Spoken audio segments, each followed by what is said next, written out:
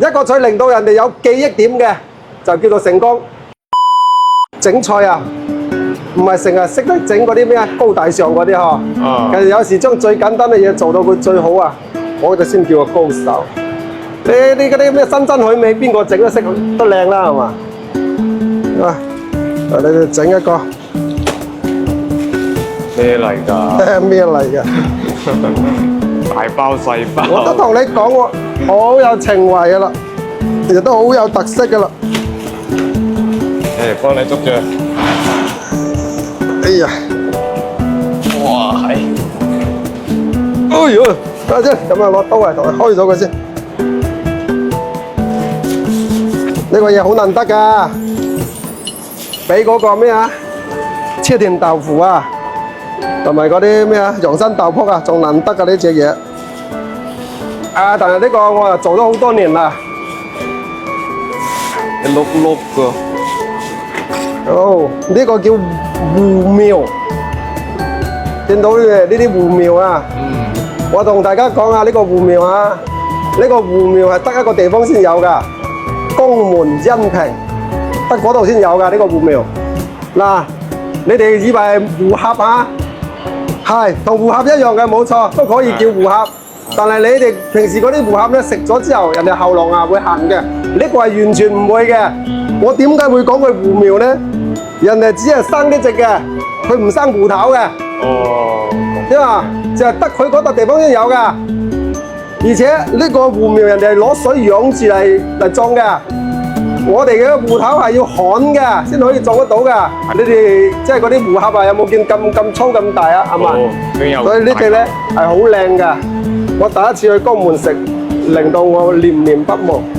所以我揾咗好耐先可以揾到佢嗰笪地方，去到佢屋企，去到佢嗰塊田，攞咗佢嘅微信，所以咁多年一直都有咁樣同佢合作。呢啲我今日整2條，呢啲咧就要攞起佢，呢啲唔係攞喺冰箱凍嘅就得㗎，知唔知啊？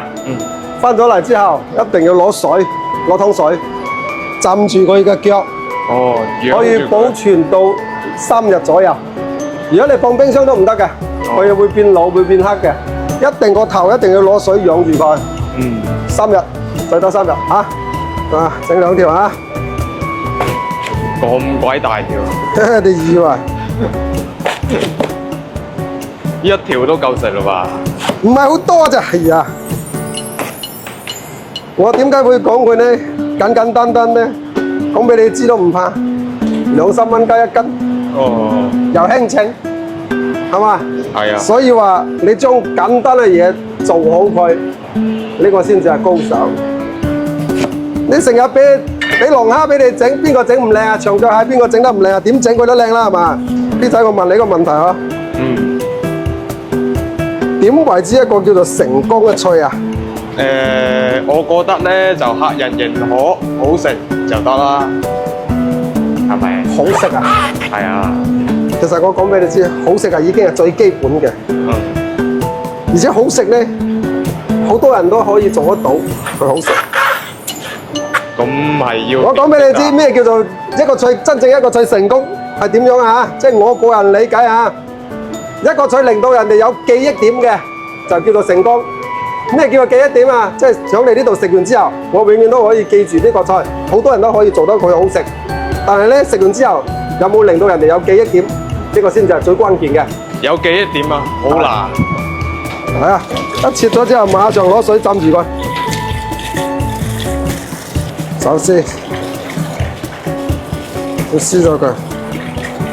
做呢啲菜，食呢啲菜係講情懷啊，情懷啊。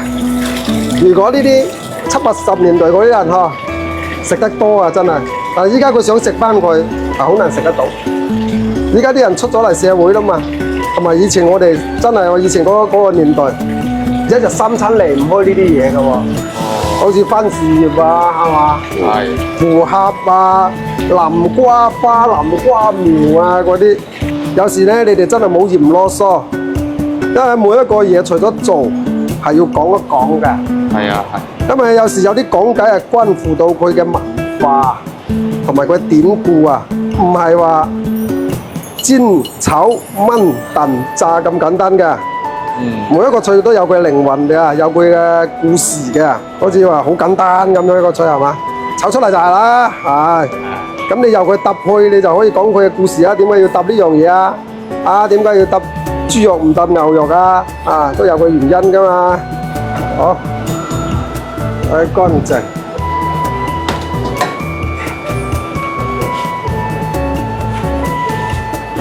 應該都差唔多噶啦。嗱，依家可以整佢啊！依家話俾你知，等陣咧整咗之後要落煲，一定要攞個煲去煲嘅，知唔知啊？嗱，呢個就係芋苗，切咗一條一條，火腩、生嘅芋頭、蒜肉。唉，呢個關鍵啦，腐乳、五香粉，少少嘅五香粉。等攞芋頭去飛飛水先，啊，輕輕飛一飛水就得噶啦。啊，墊底嘅，呢啲飛水。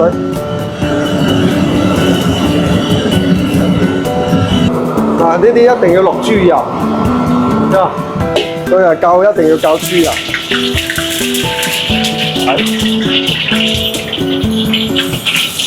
將呢啲火腩爆一爆香佢，腐乳。好，清水就得啦嚇。五香粉，俾啲糖，少少鹽，味粉、雞粉，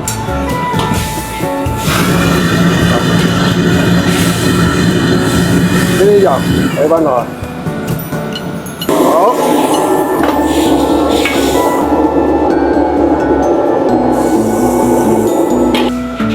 好，攞嚟煲。佢點解要喺度煲咧？佢係要將個芋頭啊煲到嗰啲起粉啊，咁啊等陣你食嘅時候先係好滑，更加滑。所以揀芋頭都好關鍵。如果你芋頭揀得唔夠粉咧，就影響咗啲煲嘢㗎啦。如果你個芋頭夠粉咧，一煲佢咧一熟，嗰啲芋頭一散，呢個汁又滑，食落去咧就好好食㗎啦。